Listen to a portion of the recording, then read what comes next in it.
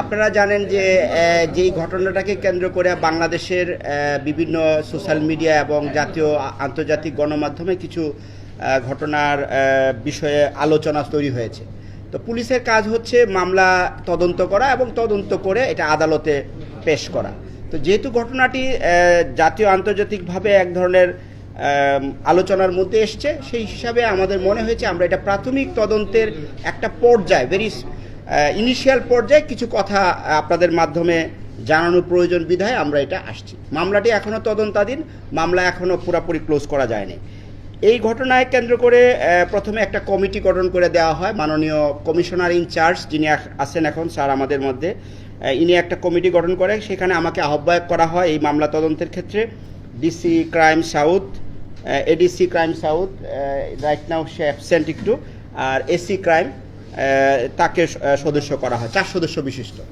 এবং আপনারা জানেন যে ফর্মালি আমরা একজন ইনভেস্টিগেটর নিয়োগ করি যিনি কিনা তদন্ত করেন এবং আদালতের রিপোর্টটা জমা দেন। তিনি আমাদের সাথে কাজ করেছেন, নাম কি? মেহেদি, সাব ইন্সপেক্টর মেহেদি। তো আমরা যেহেতু কমিটির মধ্যে ছিলাম, ওর কার্যক্রম আমরা নিজেরাও পর্যবেক্ষণ এবং তার সাথে আমরা অতপ্রতভাবে জড়িত ছিলাম। সেখান থেকে আমরা যে জিনিসটা পেয়েছি এই পর্যন্ত, সেটা আপনাদের সামনে একটু আনি। আপনারা জানেন যে মহিবুল্লাহ মিয়াজি, যিনি টিএনটি মসজিদের ইমাম, দীর্ঘ সময় যাবৎ উনি ইমামতি করেন, উনি একটা এজাহার দিয়েছেন। সেখানে উনি উল্লেখ করেছেন যে সকালবেলা হাঁটতে গিয়ে উনি 4-5 জন ব্যক্তি কর্তৃক উনি মাইক্রোবাসে করে ওনাকে জোর জবরদস্তি করে নিয়ে যায় এবং পঞ্চগড়ে ওনাকে আবিষ্কার করা হয় একদম একটা নাজেহাল অবস্থায়।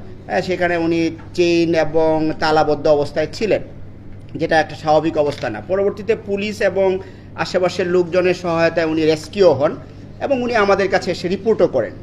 রিপোর্টকালীন সময়ে উনি যেটা বলেন যে উনি শারীরিক এবং মানসিকভাবে অবসাদগ্রস্ত, উনি একটু সময় চান। তো আমরা অ্যাকর্ডিংলি তাকে সময় দেই এবং উনি তার ওই দিনেই বিকেলবেলা এসে একটা এজাহার, উনি লিখিত এজাহার দায়ের করেন। সেখানে উনি যে সমস্ত ঘটনার অবতারণা করেছেন সেগুলি আপনারা কম বেশি জানেন, যেহেতু ওনাকে জোর জবরদস্তিভাবে অপহরণ, হত্যার উদ্দেশ্যে মারধর এবং বেসামাল অবস্থায় ফেলে যাওয়া এবং আরও কিছু ঘটনার কথা বলেছেন। তো সেগুলি আমরা আমলে নিয়েই তদন্ত শুরু করি। তদন্তের পর্যায়ে আমরা যে জিনিসটা জানতে পারি যে উনি আসলে সকালবেলা যখন হাঁটতে বের হন, উনি নিজেই একটা পর্যায়ে তার মধ্যে উনি ওনার বক্তব্য অনুযায়ী অবচেতনভাবে উনি মনে করেন যে তার আরও অনেক দূর এগিয়ে যাওয়া দরকার।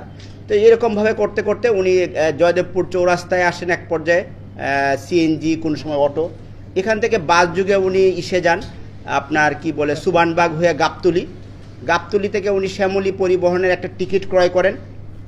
টিকিটের ক্রয় করে উনি পঞ্চগড়ের টিকিটটা কিনেন।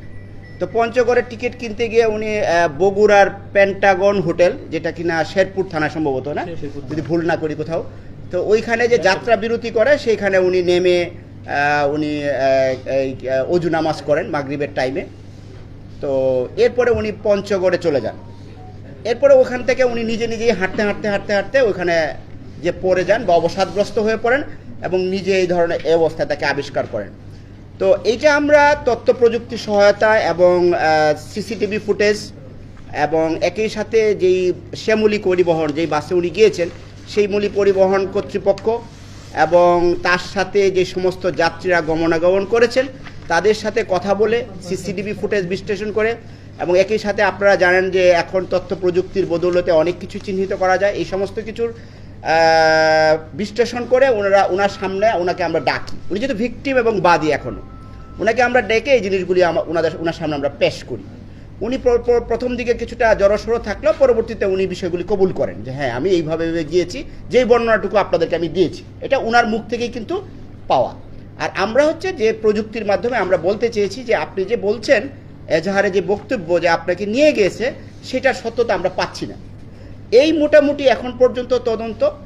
এখন এই ঘটনায় এর পিছনে কারো ইন্ধন রয়েছে কিনা, কি অবজেক্টিভ ওনার মধ্যে রয়েছে, আরও কারো জড়িত রয়েছে কিনা, এটি এখন আমরা স্পষ্ট করতে পারিনি, কারণ এটা too early two actually make this conclusion. So আমরা চেষ্টা করছি যে পুরো বিষয়টা খতিয়ে দেখে ওনার বক্তব্যটা কতটুকু মানে সঠিক।